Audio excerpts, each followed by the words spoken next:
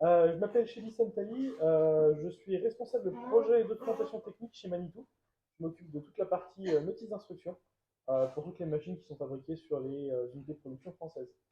Donc voilà, à savoir que chez Manitou, on n'a pas que la France, on a d'autres endroits dans le monde où on produit. Euh, donc, ce que je vous propose, c'est de commencer déjà par vous présenter l'entreprise en elle-même. Alors, Manitou, c'est une entreprise française, franco-française d'ailleurs, qui a été fondée il y a ça un peu plus de 70 ans, 60 ans, 70, à Ancenis dans le 44, et qui est toujours d'ailleurs avec son unité de production principale sur le site d'Ancenis. Donc on parle ici de chariots de manutention, de nacelles élévatrices et de chariots industriels, qui sont des machines de manutention classiques.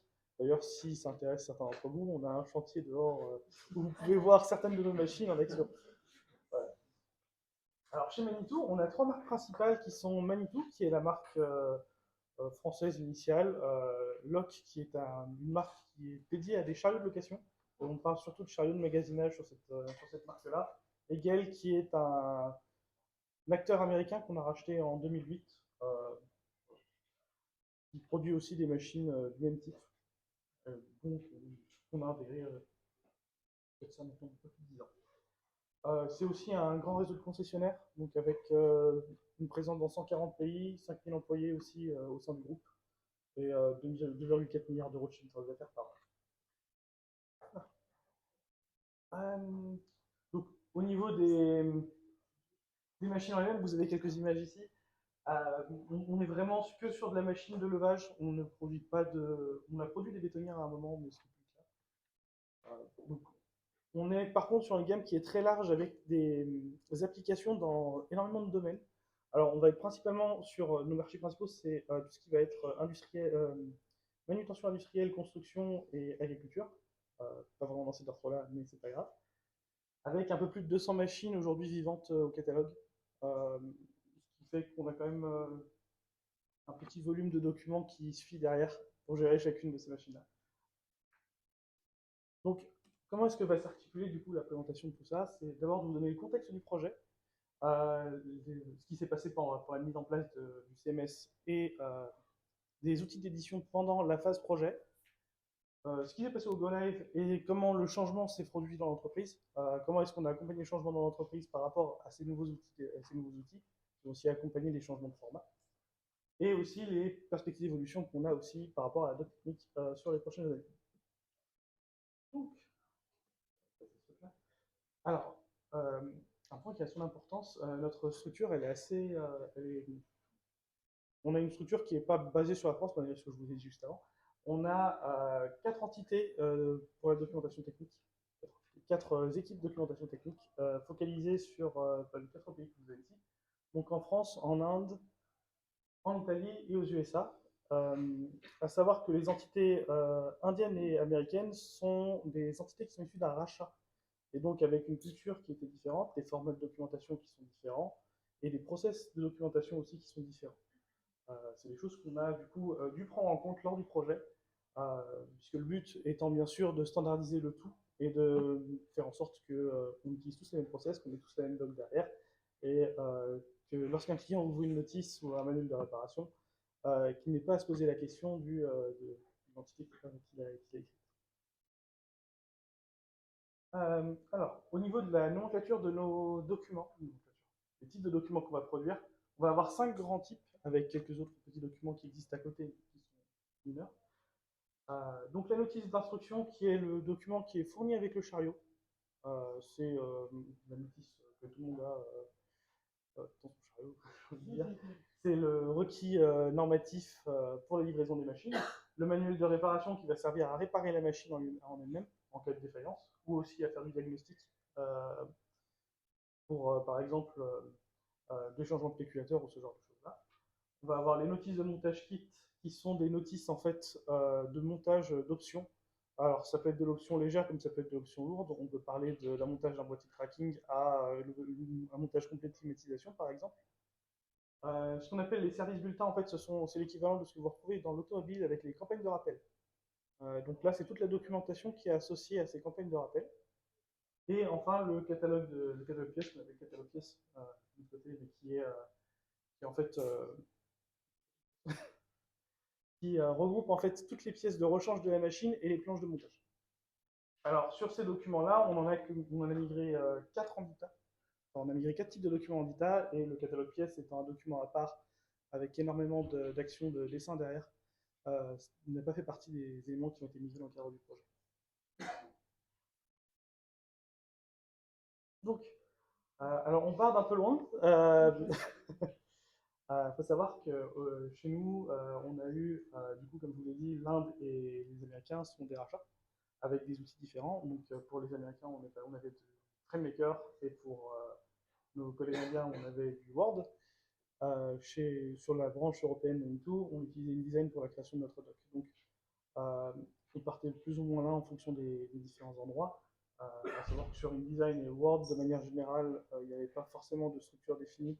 Donc, tout ce qui a été restructuration de documentation, on est un peu reparti de zéro à ce niveau-là. Là où il y avait une petite base existante quand même avec FrameMaker, même si on n'est pas sur une gestion aussi fine que ce qu'on va retrouver avec un CMS éditeur. Et bien sûr avec des contraintes de format, enfin des différences de format qui étaient assez visibles par nos clients finaux. S'il achetait une machine Manitou qui avait été fabriquée en Amérique, il y avait un format différent. Une machine Manitou fabriquée en Inde, un autre format, et une machine Manitou fabriquée en Europe, un autre format. Avec l'emplacement de ces données qui changeaient en fonction de ces formats, bien sûr. Bon, c'est pas drôle. Et si ça avait bien passé, quand tu veux.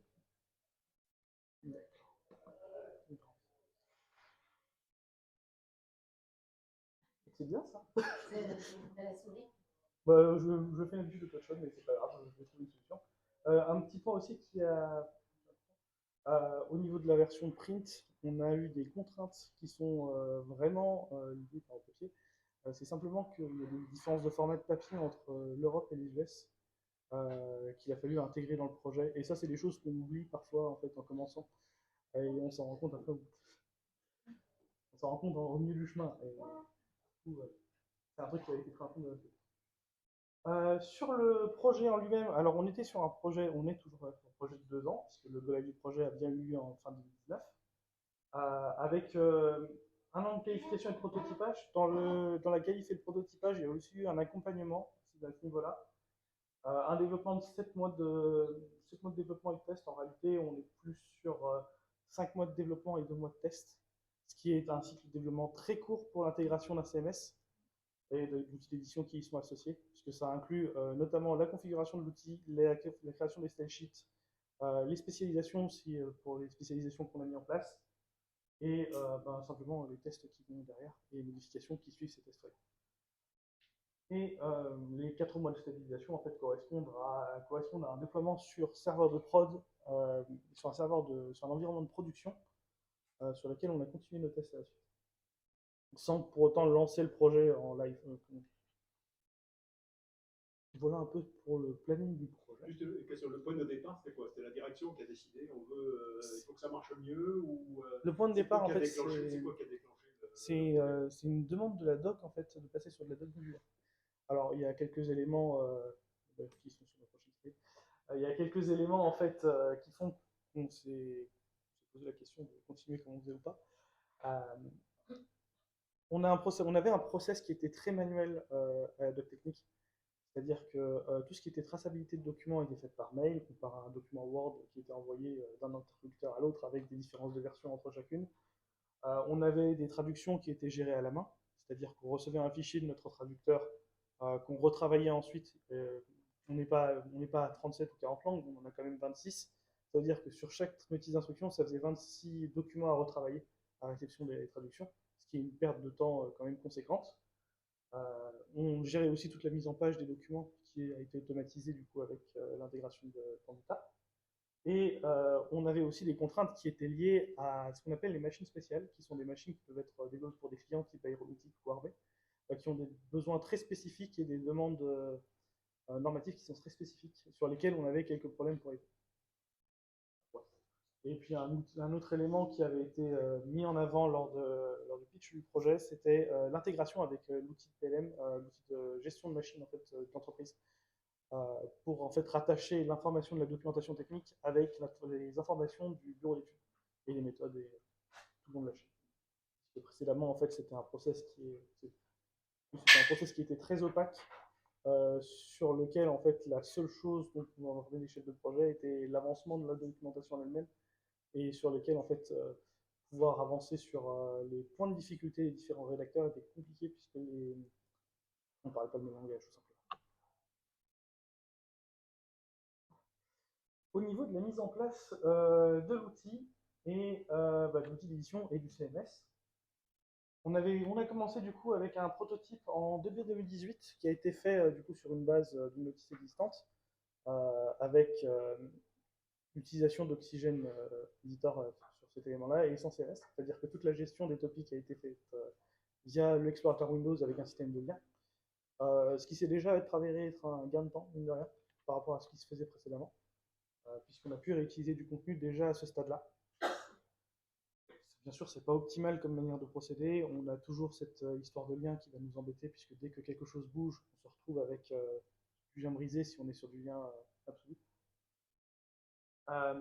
Et un point qui est assez important, c'est que c'était quelque chose qui était basé sur un prototype d'une l'entité française, euh, qui n'intégrait pas toutes les spécificités de toutes les entités. Donc c'était, comment dire, euh, on a eu du coup par la suite des itérations de ce prototype pour intégrer les éléments qui ont suivi, qui sont spécifiques à l'Inde et surtout à l'Inde et aux États-Unis, puisque pour le périmètre italien, on est sur à peu près la même chose. On suit les mêmes normes. Euh, et c'est important aussi de le souligner, puisque en fait, c'est ce qui a aussi causé beaucoup de discussions en cours de projet sur, sur ce déploiement. Et puis, on a été accompagné aussi lors de ce prototypage par un expert métier externe, qui nous a du coup donné toutes les billes pour avancer au mieux sur ce projet-là, et qui nous a aussi conseillé sur les appels d'offres pour les différents fournisseurs de services. Et en parlant d'appels d'offres de différents fournisseurs de services, on a eu du coup trois grands choix qui se sont offerts à nous, avec PTC, Siemens et Astoria. Euh, PTC, donc on est sur une suite qui s'appelle Windshield, qui est en fait un outil de PLM standard machine qui a été réadapté pour de la doc technique. Siemens qui est avec du coup Team Center qui est à peu près dans le même concept mais avec des fonctionnalités intégrées pour la doc technique. Et Astoria qui lui est un outil qui édite un outil de documentation de culture. Avec ça sont associés aussi différents éditeurs. PTC avec sa solution maison qui est Arbortext.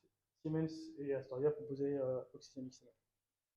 Alors, le choix initial s'est porté sur la solution de Siemens, puisque c'était la solution qui nous paraissait la plus pertinente, notamment en termes de lien avec le dont je parlais plus tôt, mais aussi en termes de fonctionnalité sur le CMS en lui-même, donc tout ce qui était gestion de métadonnées, tout ce qui était changelog, suivi de traçabilité, enfin tout ce qui était lié à la traçabilité, semblait plus pertinent avec Siemens. Malheureusement, on n'a pas pu partir avec la partie Siemens pour des raisons de coût. Donc on s'est retrouvé chez PTC. Et leur outil qui est Windshield et Arbortext Editor.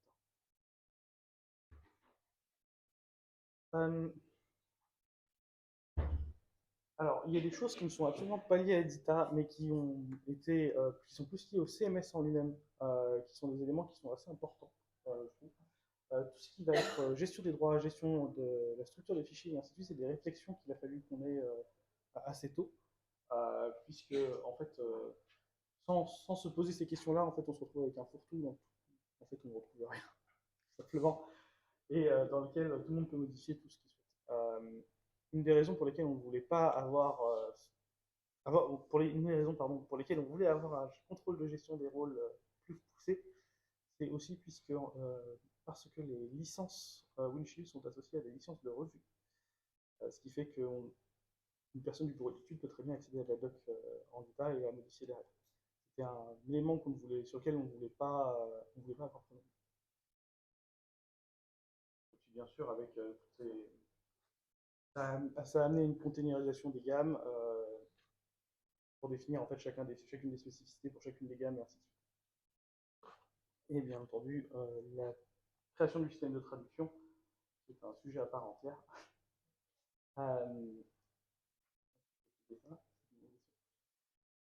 Au niveau de la traduction, on fonctionne comme, je ne sais plus qui était la personne qui est intervenue ce matin, mais qui nous a évoqué la création de fichiers IP qui sont envoyés directement au traducteur. Frédéric. Donc on fonctionne exactement de la même façon que Frédéric, c'est-à-dire que notre système génère un fichier zip que l'on envoie au traducteur via SFTP qui est réintégré par la suite. On n'a pas de liaison directe avec l'outil de traduction. On n'a pas d'intervention sur la mémoire de trad. C'est des choses qui sont complètement externalisées. Et c'était quelque chose dans lequel on ne voulait pas rentrer non plus dans le cadre du projet. Un gros point sur la standardisation, sujet intéressant. C'est un sujet d'ailleurs qui est toujours en cours puisqu'on est en train de finaliser un petit peu tout ça. Standardiser plus ou moins 3 entités différentes, puisque l'entité italienne fonctionne à peu près de la même façon, mais standardiser les façons de faire de 3 entités différentes pour les rassembler sur une seule, en sachant qu'il n'y a pas que le fonctionnement de la doc technique qui était affecté, ça a été un challenge, puisque ça passe notamment par tout ce qui est revue de révision des documents, tout ce qui va être flux de diffusion des documents aussi pour les mettre à disposition de la clientèle, qui était différent. On va avoir tout ce qui va être règles d'écriture, puisque chez nous, on écrit en fait dans la langue du pays, c'est-à-dire qu'un français va écrire en français, un italien va écrire en italien, un anglais écrire en anglais, et ainsi de suite. Ce qui pose quelques soucis en traduction. Donc on est obligé d'utiliser une langue pivot pour gérer cette traduction, qui est l'anglais. Et malheureusement, l'utilisation d'une langue pivot, ça ne se fait pas si facilement que ça. Il faut absolument avoir des règles figées de grammaire déjà dans un premier temps pour avoir quelque chose de cohérent en sortie. Ce qui fait qu'on a dû avoir un travail de fond à faire sur l'anglais, l'italien et le français pour essayer d'aligner les 3 langues pour avoir quelque chose en sortie qui était cohérent. Bien sûr, la création des workflows qui sont associés, comme je le disais plus tôt, sur le côté un peu international de tout ça et le rachat des différentes entreprises qui ont intégré le groupe, le workflow était complètement différent. Cet alignement de workflow, il passe aussi par un alignement des façons de faire des différentes entités. C'est-à-dire que ce n'est pas que les personnes de la documentation technique à convaincre, il faut aussi aller convaincre les personnes des bureaux d'études, les personnes de la qualité, des méthodes, de commerce. C'est un projet qui impacte un peu toute l'entreprise, puisque la question a été posée ce matin, mais oui, la documentation chez Manitou sert aussi d'argument de vente. Donc, c'est des choses qui appellent beaucoup la police. Au niveau de la feuille de style, alors, au niveau de la feuille de style, comment est-ce que ça s'est fait? Alors, on n'est absolument pas sur quelque chose qui ressemble à ce qu'on avait précédemment. Donc, ce qui s'est fait, c'est qu'on a dû détailler, comme pour n'importe quel développement, je dirais, détailler chacun des styles qui étaient existants pour la création de la feuille de style, mais aussi leur correspondance par rapport à ce qui existait précédemment sur les éléments qu'on voulait migrer. En fait, ce changement de feuille de style, il s'est aussi accompagné d'une migration qui a suivi. Et du coup, bien sûr, avec tous les tests qui vont avec. On a eu quelques petits soucis en sortie lors des premières itérations, bien sûr, qui ont été résolus au fur et à mesure avec notre intégrateur. À savoir qu'un point que je n'ai pas encore mentionné, on a eu aussi notre intégrateur n'était pas, il n'est pas pété, enfin, on n'est pas passé par une des, comment dire, je vais y arriver, 1, 2, 3. C'est ça. Non, on est passé par un intégrateur officiel, mais ce n'est pas ni un intégrateur, c'était pas un intégrateur américain ou européen, c'est un intégrateur indien. Donc, on a eu toute la gestion des différences culturelles à faire. En fait, avec le travail avec les Indiens, on n'était pas forcément formé à l'époque. Ça a été une difficulté qui a été identifiée et ça a mené à quelques quiproquos dans le cadre du projet qui nous ont fait prendre du retard ou qui nous ont fait faire des concessions sur des éléments qui étaient à la base fondateurs. Et puis tout ça, bien sûr, au niveau de la feuille de style, c'est fait avec la création de guides de référence pour le style des documents Manitou. Pour revenir du coup au niveau des difficultés, là c'est plus des difficultés de gestion interne. On n'a pas eu, en fait, sur ce projet-là, c'est un projet qui a été porté uniquement par la doc technique sans ressources supplémentaires. Donc c'est un projet qui s'est fait en parallèle de la production sur sur un temps qui n'existait pas malheureusement, avec du coup des différences culturelles et un contact qui n'a pas été très courant. On a eu surtout des visios en fait sur ce projet-là, très peu de contacts en direct. Et très franchement, on s'est rendu compte des limitations d'une visio assez rapidement. Euh, Puisque mine de rien, pour faire avancer ce projet-là, il aurait fallu faire rentrer les 4 équipes et du coup faire déplacer 3 équipes sur un site.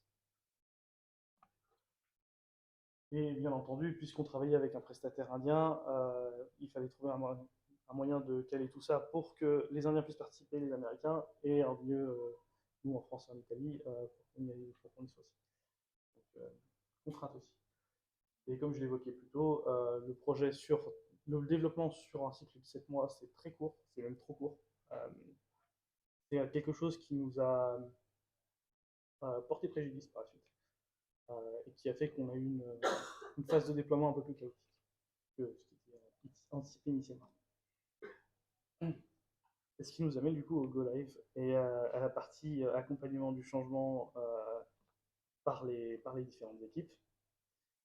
Euh, donc, comme je l'évoquais, on a donc du coup lancé tout le système en octobre 2019 avec un échelonnement sur les différents documents. La raison pour ça, elle est simple, c'est que on ne pouvait pas se permettre de retard par rapport à ce qui était par rapport à la livraison des notices d'instruction, parce que les notices d'instruction conditionnent la livraison des machines et on ne pouvait pas se permettre de créer un retard de livraison lié à la doc. Donc ça a été en plusieurs étapes avec du coup des formats qui ont cohabité pendant un certain temps en clientèle, des incompréhensions. Euh, et au final, tout s'est bien passé, puisque aujourd'hui, je suis là pour vous en parler. euh, on a aussi rencontré plusieurs problèmes, comme je l'évoquais avec la spreadsheet, notamment tout ce qui a été. Alors, l'un des problèmes qui a été les 2 problèmes qui ont été vraiment, qui nous ont vraiment embêtés, c'est tout ce qui a été gestion des images et flux de lecture, où au niveau du développement de la spreadsheet, il y a des cas d'usage qu'on n'avait pas prévus et qui se sont retrouvés en fait réalisés lors de la migration et lors de l'édition en fait, et qui ont été très mal interprétés par le système lors de la sortie. Euh, on s'est retrouvé à faire des mises à jour un peu d'urgence lors de la sortie du système. Le flux de lecture, alors ça c'est un autre point. On est passé sur un format en 2 colonnes, le problème étant que la façon dont la spreadsheet avait été configurée de base, et c'est lié au problème de gestion des images, c'est qu'à partir du moment où une image ne rentrait pas sur 2 colonnes mais une image pleine page, on avait un décalage qui se faisait et qui était pas, qui rendait les choses illisibles. La gestion des traductions qui nous a posé quelques soucis en début de projet, puisqu'on on a eu quelques soucis d'adaptation, notamment liés à l'import d'éléments dans le système et qui étaient liés au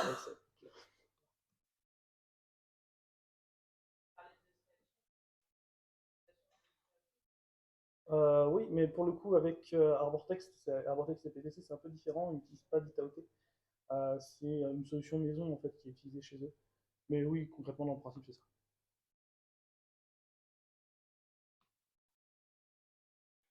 On a fait notre migration, du coup, on a essayé de faire notre migration, on va plutôt dire ça comme ça, par notre intégrateur. Donc le but étant de prendre les fichiers design qu'on avait identifiés qui existaient aux US, sur les documents existants aux US et en, en Europe, euh, pour, et de les rebaliser complètement, reprendre les éléments FrameMaker et les transformer en ITA. Je ne sais pas très très bien passé, je vais être franc avec vous. Euh, on a eu une migration sur une durée de 6 mois avec des problèmes de catégorisation, euh, de la part de catégorisation de topics, par exemple des concepts à la place de références, des tableaux utilisés pour générer des listes à plus, enfin, tout un tas de choses qui nous a causé pas mal de retard, ce qui a fait que le travail a été repris en interne du coup par les rédacteurs techniques et quelque part a permis aussi d'accélérer la montée en compétences de nos équipes. C'est un mal pour un bien. Le tout problème, j'arrive à du positif. euh, alors, suite à ces problèmes qu'on a rencontrés, on a changé d'intégrateur et qui nous a permis de résoudre beaucoup de problèmes. On a pu résoudre beaucoup de problèmes avec cet intégrateur, en changeant d'intégrateur. Donc, un flux de traduction fonctionnelle, oui.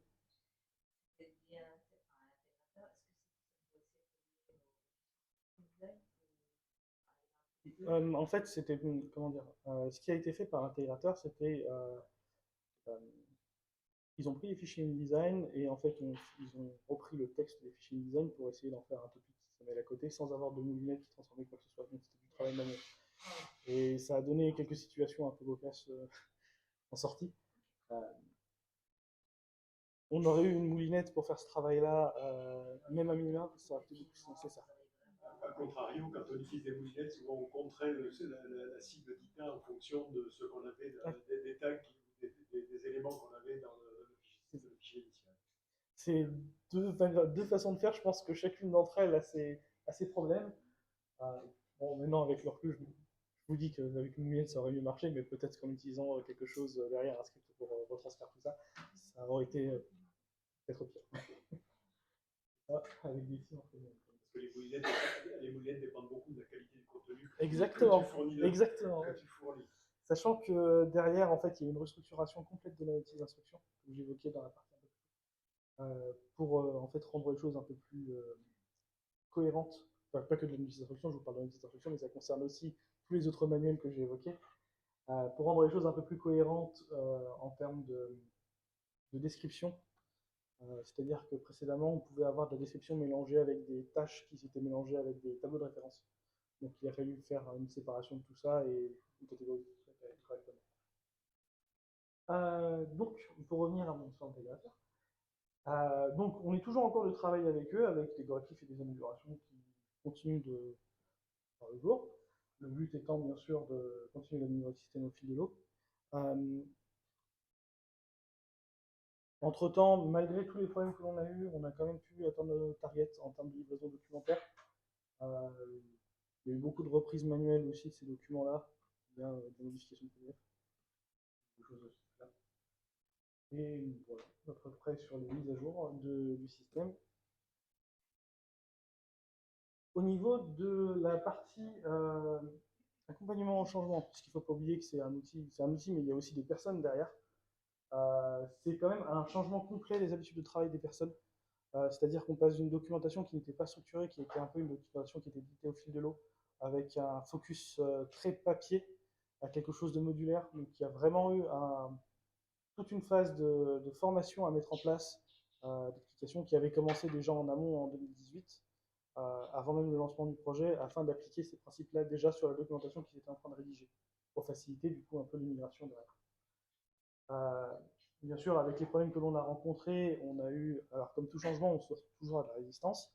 On a aussi eu quelques éléments qui sont venus nous compliquer la tâche, avec les appréhensions qui sont liées au déploiement de nouveaux outils, mais aussi les problèmes que l'on a rencontrés en sortie. Il y a eu des questionnements dans l'équipe qui se sont posés, puisque pour le coup, c'est vraiment quelque chose qui change complètement. Pour expliquer un peu le contexte de l'équipe Manitou, on a des personnes qui viennent de tout horizon, donc on n'a pas forcément de personnes spécialisées d'ITA en majorité. Ça peut être des personnes qui sont issues du bureau d'études, de l'atelier, et ainsi de suite. Donc des personnes qui ont du coup une connaissance technique qui est très poussée, mais qui n'ont pas forcément de connaissances en documentation structurée, qui n'en avaient pas à l'époque. Donc il y a eu tout un parcours de formation à mettre en place pour ces personnes-là, pour faire en sorte qu'elles puissent monter en compétence sur tout ce qui était lié à l'ITA et à la documentation structurée de manière générale, avec du coup une prise de face. Pour que toutes ces personnes puissent prendre leur marque correctement avec tout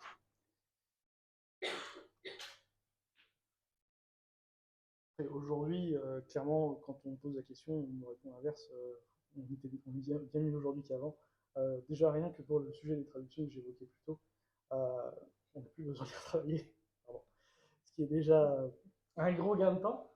mais aussi simplement qu'en réutilisant du contenu, ça permet d'approfondir certains sujets qu'on survolait précédemment, puisque on n'avait pas forcément le temps de s'y plonger, puisqu'il fallait du coup réécrire tout ce qui avait déjà été écrit. Enfin, réécrire et adapter, plutôt que d'utiliser un système de filtrage pour gérer les éléments. Ça nous a aussi permis de gagner du temps là-dessus et de gagner en qualité de documentation.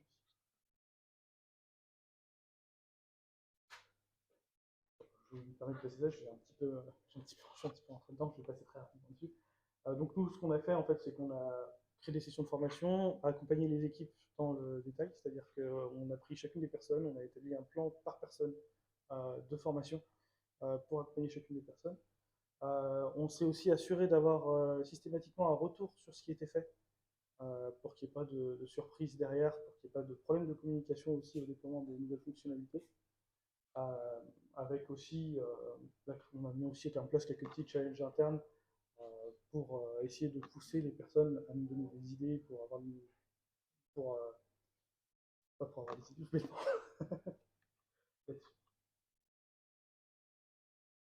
donc, au niveau interne, alors, un des trucs qui a été très apprécié, c'est qu'on avait enfin une traçabilité qui était correcte via un outil qui permettait réellement de tracer les éléments et qui permettait de tracer ça par module aussi, accessoirement. Là où précédemment on traçait un bloc complet plutôt que de tracer un élément de détail. Euh, c'est quelque chose qui nous a aussi permis d'affiner des révisions simplement de documents, puisque maintenant on est capable d'identifier quel est le contenu qui pose problème, qui n'est pas correct, qui est à corriger. Là où précédemment on avait un PDF par rapport on avait un PDF commenté qui faisait 300 pages, et puis après il fallait se solutionner. C'est pas la solution la plus optimale. Ça nous permet aussi d'avoir un seul outil de suivi via notre CMS, puisque dans notre CMS, on traque tous nos changements. Euh, on a aussi eu, alors que je n'ai pas mis sur la slide, mais on a aussi eu l'occasion de pouvoir établir des parallèles entre les différents services, entre le fonctionnement de la documentation et le fonctionnement de la conception. Ce qui a été un gros plus en termes de compréhension entre les différents services, puisque l'un des problèmes qu'on avait précédemment, comme je l'évoquais un peu plus tôt, c'est que le process de documentation qu'on avait précédemment manquait de transparence et le métier n'était absolument pas compris des personnes. Donc ça, il y a vraiment eu tout un focus sur la communication aussi avec les différents services. Comment rendre en fait mettre un peu plus la documentation en avant pour la rendre connue en fait dans l'entreprise. Et je pense un challenge qui est rencontré par beaucoup de monde.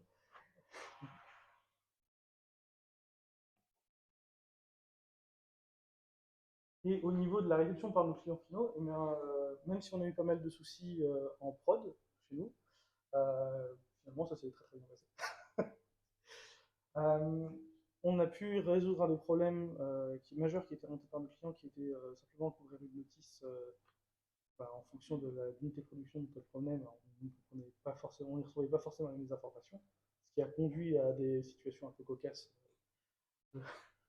lors de certaines certifications de machines. Euh, on a eu aussi du coup un parcours utilisateur client plus clair, c'est-à-dire qu'en restructurant la notice d'instruction, on a pu s'assurer de suivre une user story correcte pour expliquer à l'utilisateur comment utiliser sa machine, ce qui n'était pas forcément le cas avant. Donc on a quelque chose qui est beaucoup plus axé utilisateur aujourd'hui. Que ce soit, quand je dis utilisateur, je parle à la fois du technicien de maintenance, du technicien de réparation ou de l'utilisateur final. Lorsque l'on a lorsque l'on a procédé à la refonte de tous ces éléments-là, on s'est surtout focalisé sur quelle est la façon dont le client va utiliser notre documentation, plutôt que d'essayer de répondre à une liste à cocher d'éléments normatifs à respecter. Bien sûr qu'on a été obligé de le suivre, mais disons que ce n'était pas le focus principal.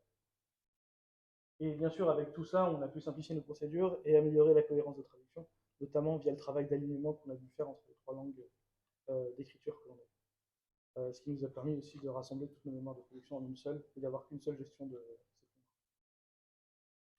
ces fonds. C'est-à-dire que maintenant vous rédigez tout en anglais? Non, on rédige toujours en trois langues, mais avec des règles figées pour les trois langues. Ce qui fait que les traductions sont, alors elles sont pas parfaites, mais en tout cas, on n'a pas de gros delta entre les différents autres. Et une fois qu'elles ont basculé vers de l'anglais, vu qu'on a quelque chose de défini pour l'anglais, on a sur Sur par exemple une traduction en bulgare, on va avoir à 90% la même chose. Et au niveau des évolutions à venir, alors aujourd'hui, comme je vous l'ai dit, on a une documentation qui est pensée papier, c'est lié à une des exigences que l'on a qui est liée à la Directive Machine, qui est d'intégrer alors le focus est fait sur la notice d'instruction là-dessus, mais c'est aussi lié à la contrainte normative qui est liée à la notice d'instruction, qui est de la fournir en version papier dans la machine. Euh, Malheureusement, de cette contrainte-là a découlé à une réflexion sur tous les autres docs qui ont amené à cette design version papier. Je peux appeler ça comme ça. Avec une publication uniquement en PDF qui est aussi liée à ça. Alors, cette publication en PDF, elle n'est pas uniquement disponible pour de l'impression, elle est aussi disponible sur notre plateforme de diffusion, ce qui n'est pas forcément super pour qu'on la consulter. C'est-à-dire que c'est un lecteur PDF intégré dans une page web. Il y a plus ergonomique comme élément, d'où l'intérêt de passer sur du HTML5. Et puis on a aussi d'autres contraintes liées à cette publication, c'est lorsque l'on opère sur une machine en zone blanche, euh, il va télécharger un PDF qui fait 150 mégas, c'est pas forcément le truc le plus simple à faire. Il y a certains chantiers de construction qui sont zone blanche. Ah oui, alors il y a les zones blanches en France, mais il y a aussi toutes les parties pays émergents où on a des connexions internet qui varient quand même grandement en fonction des emplacements. C'est une des contraintes que l'on a toujours aujourd'hui, même si on a pu diminuer un peu ces aspects-là. Et on espère en tout cas résoudre ça avec l'utilisation d'un système HTML5 et potentiellement de la doc embarquée sur tablette à partir de ça. Vous avez la capacité dans les machines, il y a de l'électronique, de l'informatique. On a du logiciel embarqué, mais aujourd'hui en fait j'ai pas encore eu vent de développement sur ce sujet-là. Alors j'attends que ça, mais ça viendra plus tard. En tout cas, l'idée a été lancée, mais pour le moment, on n'a pas encore vu les fruits de ça. Et le but aussi de ce basculement, c'est de permettre simplement d'utiliser les capacités de single sourcing de Vita, puisqu'aujourd'hui, c'est quelque chose dont on ne profite pas. On est aujourd'hui, comme je disais, on est en train de publier sur le print. On pense à de l'HTML5, mais comme tu évoquais Dominique, ça peut être aussi pour de la doc embarquée, ça peut être pour des applications sur mobile ou autre. Enfin, vraiment, il y a pas mal de possibilités qu'on envisage en interne là-dessus, qui nous ont été ouvertes du coup par l'utilisation de la doc modulaire et surtout de Vita, puisque ça fait partie quand même des formats les plus simples à intégrer aujourd'hui, euh, vu que c'est quand même pas mal répandu.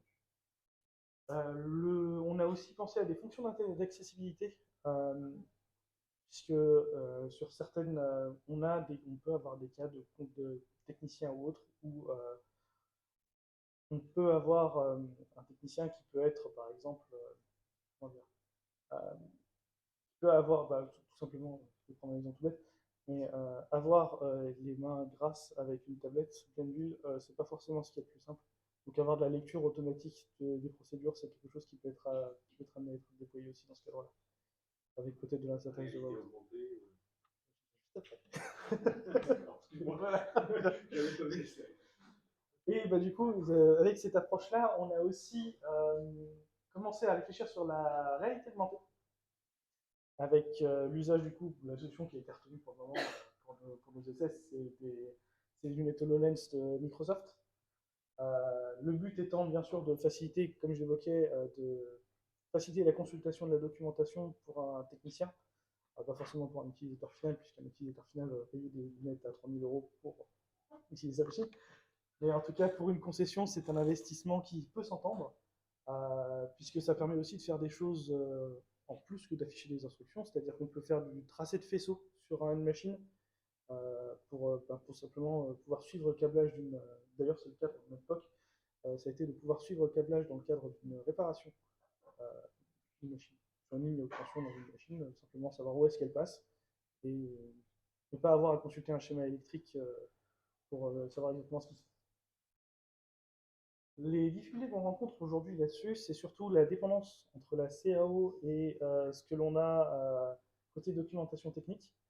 C'est-à-dire qu'il faut que pour avoir quelque chose de cohérent, il faut que la CAO soit aux petits oignons, comme on dit, là-dessus. puisque lors de la superposition, s'il y a un delta entre ce qu'il y avait de mis en CAO et ce qu'il y a réellement sur la machine, ben, là on perd complètement l'utilisateur.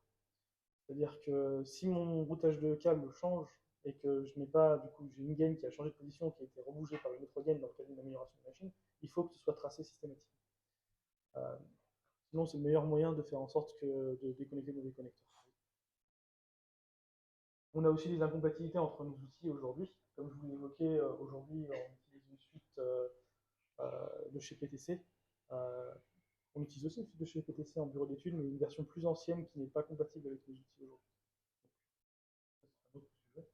Et malheureusement, sur le POC, une des choses que l'on a faites, c'est prendre la CAO et la retravailler entièrement pour avoir du coup le passage du faisceau, c'était un faisceau moteur, du faisceau moteur sur la machine, ce qui est un travail qui est long, chronophage, et surtout qui n'est pas forcément le travail d'un acteur technique. C'est vraiment plus un travail de bureau d'études là-dessus. Donc, en l'état, on sait que c'est possible, mais pas avec les éléments actuels. Mais on sait aussi que, par exemple, dans le cadre de ce remplacement de faisceau, on pourra se servir du coup de la modularité de notre documentation pour ajouter, par exemple, les étapes qui sont associées en direct en réalité augmentée dessus. Et bah, du coup, lié à au problème que j'ai évoqué juste avant sur la CAO, sur toute l'entreprise, on a un projet de changement du PLM pour justement pallier à tous ces problèmes liés à ces problèmes de lien entre la conception et les autres services, puisqu'on n'est pas les seuls concernés par ces éléments-là. Ce qui nous amènera du coup très certainement à changer de CCMS et d'outils d'édition à terme. Mais le but va être bien sûr de faire en sorte qu'on ait un lien plus fort entre ce qu'il y a aujourd'hui défini par le bureau d'études et ce que l'on va avoir demain fait par la documentation. Par exemple, rattacher directement les modules documentaires à, je sais pas, par exemple, à un moteur, plutôt que d'avoir à restructurer les éléments pour les faire matcher avec ce moteur. Et j'arrive au bout de ma présentation, j'ai mis 42 minutes. Donc, voilà. Je ne sais pas si vous avez des questions. Je sais que c'est un peu dense. Je ne sais pas si vous avez le cas, mais qu'est-ce qui se passe et comment on gère si on a un projet documentaire à sortir et que les fichiers concernés sont à moitié migrés et pas migrés? Et bien là-dessus, ce qu'on a dû faire, c'est finir la migration à la main. On n'avait pas d'autre solution à ce moment-là. Donc on a dû reprendre en fait les éléments qui étaient pas migrés ou non migrés et les refaire. C'est incompréhensible. C'était pas une situation très très agréable à vivre. Surtout quand on travaille équipe constante. C'est ça. J'ai une question sur, tu parlais des intégrations avec des outils de CAO. Pour l'instant, je suppose qu'il y a beaucoup de documentation, d'images, des vues éclatées, des choses comme ça qui viennent de votre système de CAO. Oui. C'est automatisé d'une certaine façon ou c'est très manuel? Aujourd'hui, c'est manuel, c'est-à-dire qu'on fait un extract de la CAO et on édite notre image derrière avec des outils d'édition comme Illustrator ou Photoshop. À terme, le but qu'on voudrait avoir, en tout cas, c'est un lien direct avec l'usage de Viewpoint sur la CAO pour avoir une mise à jour en direct en cas de changement. Et qu'on n'ait plus que le texte à gérer plutôt que d'avoir à gérer le texte et les images. Oui, pour pouvoir travailler éventuellement en mode agile, pour commencer la documentation sans avoir fini la conception du projet. C'est ça. On revient à la dépendance. C'est ça. Je pense que c'est un problème qui est. C'est classique. Voilà. Et dans votre type de métier, je suppose qu'il y a beaucoup d'applicabilité, de modules communs qui sont utilisés dans plein de produits avec des versions plus ou moins les mêmes, plus ou moins différentes, donc avec, Oui. avec ce qu'on a beaucoup de conditionnels au niveau d'ITA. C'est ça. Bah, aujourd'hui, la majorité du conditionnel que l'on a, en tout cas, c'est des éléments qui sont liés aux différentes normes en fait, applicables en fonction des différentes régions. Par exemple, sur une machine qui va être à destination d'Australie, il y a énormément de choses qui vont changer. Mais le point commun de ces changements-là, c'est toujours cette région australienne, par exemple. Donc ça nous a permis de simplifier notre système de filtrage aussi, puisqu'au départ, on était parti sur un système de filtrage par type d'élément. Par exemple, sur une puissance moteur donnée, on va appliquer ceci. Mais en fait, on s'est rendu compte avec le temps qu'utiliser simplement les régions suffisait à gérer ça. Et bien sûr, le but, ça va être de scaler avec le système de métadonnées aussi du bureau d'études lorsque l'on aura migré tous les éléments vers le nouveau système, pour qu'on ait exactement les mêmes conditions, que ce soit sur la configuration de la machine pour le passage sur chaîne, ou que ce soit pour la documentation.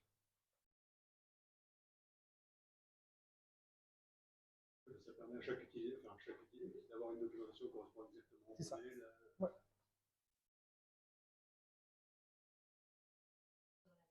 Chapeau, 5 mois. On n'a pas migré beaucoup, enfin on a essayé de migrer beaucoup de choses, mais on n'a pas tout migré. Avec le recul, idéalement. Enfin, vous auriez été. Pour migrer ce que l'on voulait migrer, je pense qu'un an, ça n'aurait pas été déconnant. Et pour la partie développement, rajouter bien 7 mois, ça rendrait les choses beaucoup plus simples. Est-ce qu'au départ du projet, il y avait des ROI qui avaient été définis ou des métriques qu'on voulait atteindre? Il y avait des métriques. Est-ce que l'équipe de projet s'était engagée vis-à-vis de la direction à un jeu de métriques? Est-ce Alors, que ça a été vérifié a posteriori? Vu le coût du projet, oui. Alors, j'ai pas les chiffres exacts, mais en tout cas, il me semble que normalement on était dedans. Je n'ai pas entendu parler. Ça a dû passer. Il me semble qu'une des métriques sur lesquelles il y a eu un engagement, c'était surtout au niveau des coûts de traduction qui sont quand même assez importants et qui était un des points qui avait été identifié comme étant plus urgent à C'est le coût de traduction qui est la majeure partie des ROI pour 95% des projets de migration. Je m'en doutais un peu, mais Et c'est le seul. Il y a plein de soft factors, et le seul facteur hard qu'on sait mesurer avant, après, c'est la traduction. Après, tout ce qui est réutilisation, la qualité de la documentation, la valeur pour l'utilisateur, des choses comme ça, c'est beaucoup plus difficile à mesurer. Ce qu'on sait mesurer après, c'est le time to market, aussi, savoir si, quand je génère un produit, à partir de quand ma documentation, est-ce que ça, c'est quelque chose qui a été réduit, je suppose? ça a été réduit. Oui. Sur les premiers projets, malheureusement, non, puisqu'il a fallu rééditer pas mal de choses. Mais sur les projets qui ont suivi, oui, on a eu une amélioration du time to market.